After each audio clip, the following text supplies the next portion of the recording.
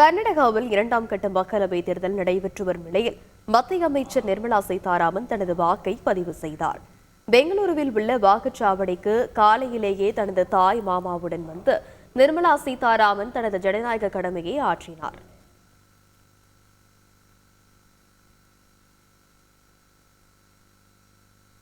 கேரள மாநிலத்தில் 20 மக்களவை தொகுதிகளுக்கான தேர்தல் இன்று நடைபெற்று வரும் நிலையில் அம்மாநில முதலமைச்சர் பினராயி விஜயன் வாக்குப்பதிவு செய்தார். காங்கிரஸ் தலைமையிலான ஐக்கிய ஜனநாயக முன்னணி, கம்யூனிஸ்ட் கட்சிகளின் இடதுசாரி ஜனநாயக முன்னணி மற்றும் பாஜக தலைமையிலான தேசிய ஜனநாயக கூட்டணி என அங்கு மும்முனை போட்டி நிலவி வரும் நிலையில் 25,231 வாக்குச்சாவடிகளிலும் பலத்த பாதுகாப்பு போடப்பட்டுள்ளது.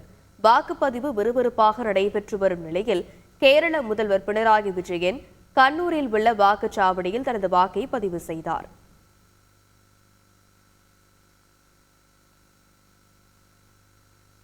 கேரள மாநிலம் திருச்சூரில் களமிறங்கியுள்ள நடிகரும் பாஜக வேட்பாளருமான சுரேஷ் கோபி தனது வாக்கை பதிவு செய்தார்.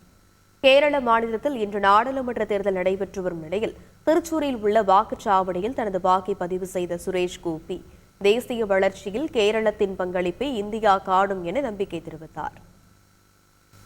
இன்போசிஸ் நிறுவனர் நாராயணமூர்த்தி பெங்களூருவில் உள்ள வாக்குச்சாவடியில் வாக்களித்தார். வாக்களித்த பின்பு செய்தியாளர்களை சந்தித்த அவர் இன்று மிகவும் மகிழ்ச்சியான நாள் என குறிப்பிட்டார். அதேபோல் நாராயணமூர்த்தியின் மனைவியும் எழுத்தாளருமான சுதாமூர்த்தி பெங்களூருவில் தனது வாக்கை பதிவு செய்தார்.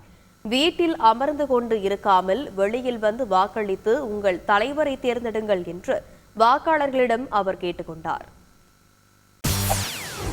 செய்திகளை உடனுக்குடன் தெரிந்து கொள்ள உடனே சப்ஸ்கிரைப் பண்ணுங்க.